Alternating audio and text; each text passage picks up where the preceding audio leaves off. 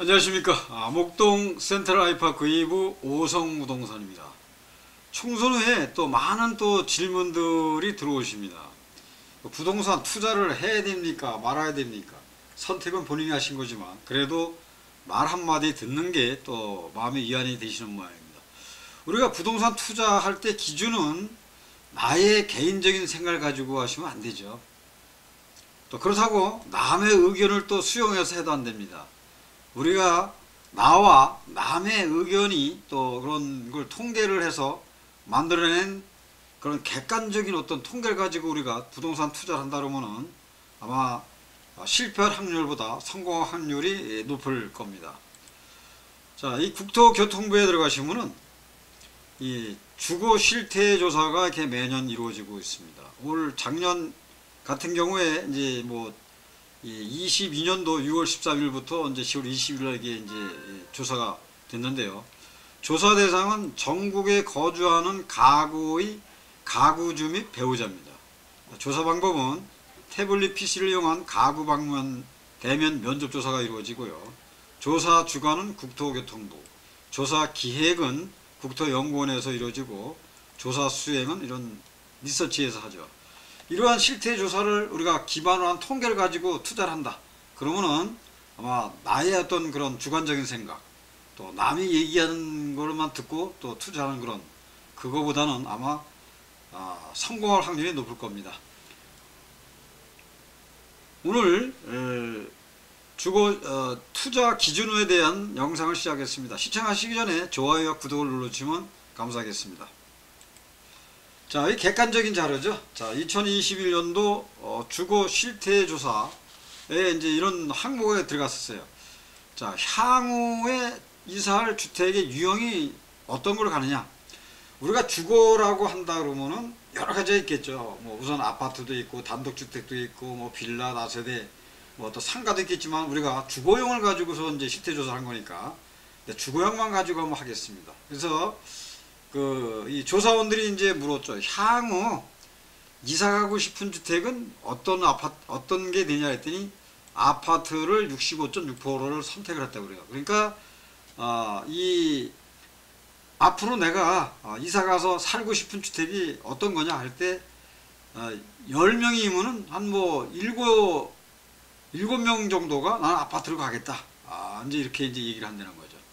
그 다음에 또 현재 주거지가 그 단독주택에 거주를 하고 있는데 나는 이 단독주택을 팔고 간다 그러면은 다시 단독주택을 가겠느냐 아니면 또 어디로 가겠냐고 했을 때 이 31%가 나는 다시 단독주택으로 간다고 이렇게 답이 나왔다 그래요. 그렇지만 아파트를 가겠다 하는 사람은 38%. 그래도 단독주택보다는 아파트를 선택하는 게 비율수가 좀 높게 나왔다고 봐야 되죠. 근데 또 현재 내가 아파트에 거주하고 있다. 현재. 그런데 그러면은 이 아파트를 팔았을 때 어디로 갈겠느냐 할 때 92%가 아파트를 간다고 이게 답변이 나왔다는 얘기죠. 그러니까 이 단독을 살든 뭐 아파트를 살든 내가 향후에 이사할 주택에는 아파트다. 이렇게 되니까 우리가 투자에 대한 어떤 기본 방향은 아파트로 잡아야 되지 않겠습니까? 자, 근데 아파트로 그러면 이사하려는 이유가 뭐냐? 그거를 물으니까 시설이나 설비가 양호하기 때문에 이사하겠다는 얘기죠. 그러니까 시설과 설비가 양호화되는 건 뭐가 됩니까? 결국은 새 아파트를 원한다는 얘기 아니겠습니까? 그럼 결국은 아파트라는 얘기죠. 그래서 아파트에서 아파트로 가고 그 다음에 단독이나 다세대 연립 빌라에 사시는 분도 결국은 아파트를 택할 수밖에 없다는 얘기죠. 그래서 아파트를 가려는 이유가 시설이나 설비가 양호하다. 그래서 이제 선택한다는 얘기입니다. 자, 그럼 결국은 이제 신축 아파트라는 얘기인데, 그러면 이 신축 아파트 사시던 분들이 절대 구축 아파트 못 가서 사십니다. 왜냐하면은 일단 우리가 주차 문제를 생각해 볼 수가 있겠죠. 아무리 뭐 그 압구정동에 몇십억 가는 그런 그 아파트도 지금 이 재건축되기 전이니까 새벽 2시 그러니까 되더라도 전화가 오면은 또 내려가서 또 차를 빼줘도 이런 주차장 문제가 사실 이게 힘들어 안 되는 거죠. 그래서 이 신축 아파트 사시는 분들은 또 이런 신축 아파트를 갈 수밖에 없고, 또 구축 아파트 사시는 분들은 또 당연히 또 신축 아파트를 선호한다는 얘기죠. 그 다음에 단독주택이나 다세대, 빌라, 이런 분들도 신축 아파트를 이제 가겠다는 얘기죠. 그러니까 신축 아파트는 인구가 감소하든 세대수가 줄어도 수요는 항상한다는 얘기죠. 우리가 주택보급률이 뭐 110%라고 그러지만은 그 110% 안에는 우리가 뭐 원룸부터 시작해서 뭐 다세대, 연립, 아파트 다 포함된 거 아니겠습니까? 하지만 우리 눈높이에 맞는 아파트는 아직까지는 한 40%가 남지 않는 그런 통계가 나온 바가 있습니다. 자, 신축 아파트를 우리는 이제 제3세대 아파트라고 부르는데요.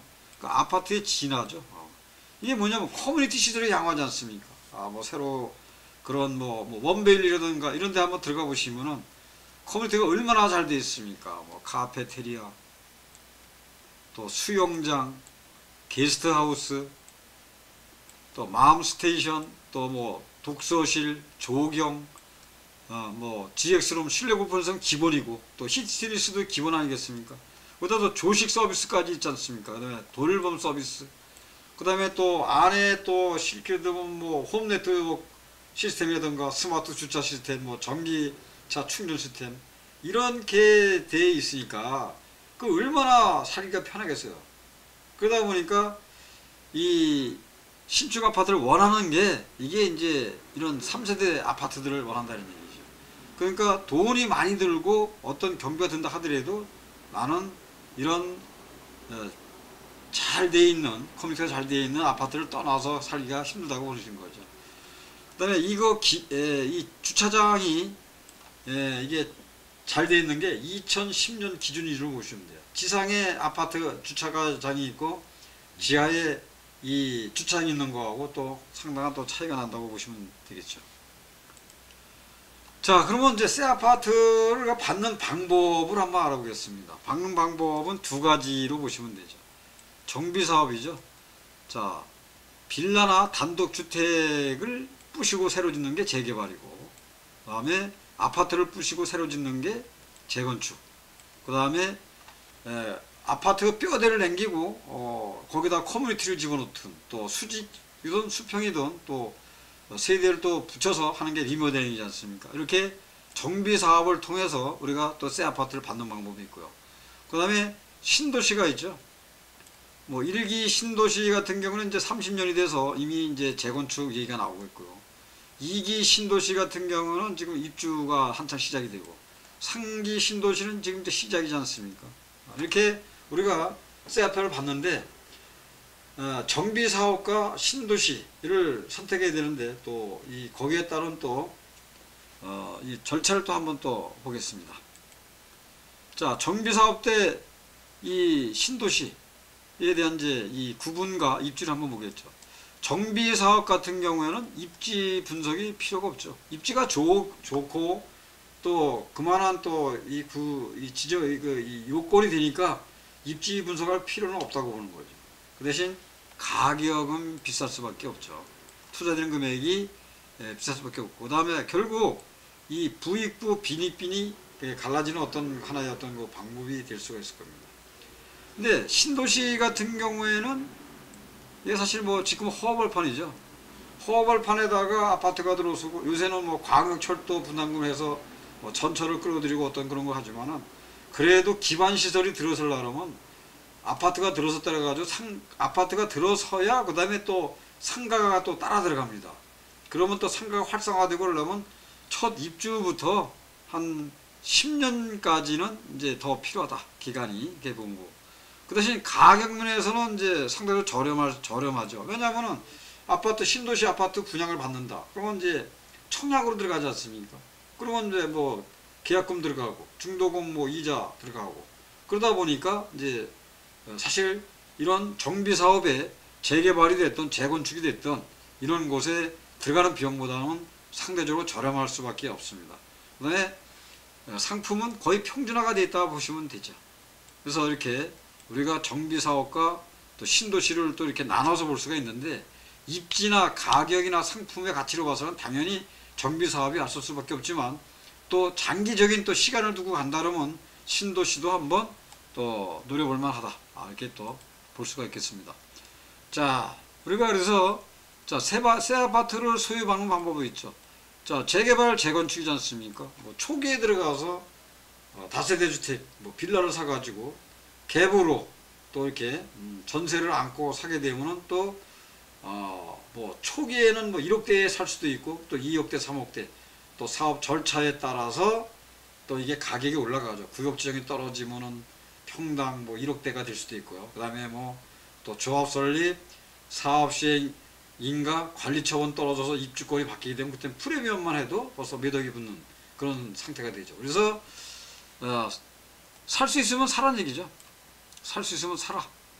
이게 이제 하나의 재개발 재건축에 들어간 포인트라고 보시고, 신도시 같은 경우는 이제 이게 청약으로 긴 시간이 투자가 돼야 되죠. 거기에 기반 시설이 갖춰지려면 아파트가 들어가고, 그 다음에 상가가 따라 들어가고, 어떤 또 학군이 또 조성이 되고, 그렇게 되려면 시간이 있으신 분들은 또 상대적으로 저렴하기 때문에 신도시에 들어가서 또 이 미래를 또 기다리는 것도 괜찮은 방법이라고 볼 수가 있겠습니다. 자, 그럼 투자의 결론이죠. 투자 기준 결론입니다. 자, 결론은 어떻게 될까요? 실거주 목적으로 한다 그러면은 이 현재 가치만 보고 살 수가 현재 가치만 보고 사도 되죠. 자, 현재 가치라는 게 뭐겠습니까? 교통이 좋은가, 그 다음에 교통환경, 그 다음에 교육, 학군이 좋은가, 그 다음에 기반시설이 좋은가, 주위에 백화점이 있다든가, 어떤 그런 대형 할인마트가 있던가, 그 다음에 환경 쾌적성이 좋은가, 이런 게 다 이 현재 가치만 보고도 충분히 우리가 투자를 할 수 있는 게 이제 이 실거주 목적이라고 볼 수 있는 거고, 그 다음에 투자 목적으로 간다 그러면은 미래 가치를 좀 더 세밀하게 들여다봐야 되지 않냐, 이런 얘기죠. 또 앞으로 여기가 일자리가 증가할 지역인가, 아니면 또 일자리와 연결되는 또 교통망이 또 이게 새로 신설이 된다든가, 그 다음에 또 향후 또 신축 아파트가 많이 들어설 지역인가, 이런 어떤 그런 미래 가치를 좀 더 세밀하게 들여다보고 우리가 결론을 내야 된다고 보겠습니다. 이 부동산은 그렇습니다. 이 정치에 따라서 등락이 될 수가 있고요. 또 어떤 국내 경기가 좋더라도 세계 경기가 어려워지면 또 같이 따라서 또 내려갑니다. 그렇지만 항상 우상향하는 게 부동산입니다. 그래서 내가 어떤 현금을 가지고 있는 것보다는 부동산에 어떤 이런 기준을 가지고 투자를 하신다면은 아까 말씀드린 대로 어떤 이런 아파트라든가 이런 거는 이미 검증이 되지 않았습니까? 예. 객관적인 그러한 이 통계치에서도 현재로서는 모든 이 투자자들이 이 아파트를 보고 있는데, 방법이 정비사업이냐, 아니면 또 신도시냐, 또 뭐 더한다면 또 경매도 있을 수가 있겠죠. 그런 거를 통해서 어떤 그런 현재 가치, 그 다음에 미래 가치를 좀 더 신중하게 보고 투자를 하신다면 손해는 안 볼 거로 저는 보고 있습니다. 자, 오늘 영상은 여기까지입니다. 저는 신정 뉴타운 재개발 현장에서 20년 동안의 재개발 실무를 해서 현재 이르렀고요. 그 다음에 지금도 초기 재개발 사업지를 발굴해서 소액으로 투자를 해드리고 있습니다. 그래서 현재 오성부동산 공인중개사 대표를 맡고 있고요. 재개발, 또 이 초기 사업지 투자나 또 이 토지에 원하신다 그러면은 저희 부동산으로 전화를 주시면은 성심껏 상담을 해드리겠습니다. 자, 도움이 되셨다면 좋아요, 구독을 부탁드리겠습니다. 시청해 주셔서 감사합니다.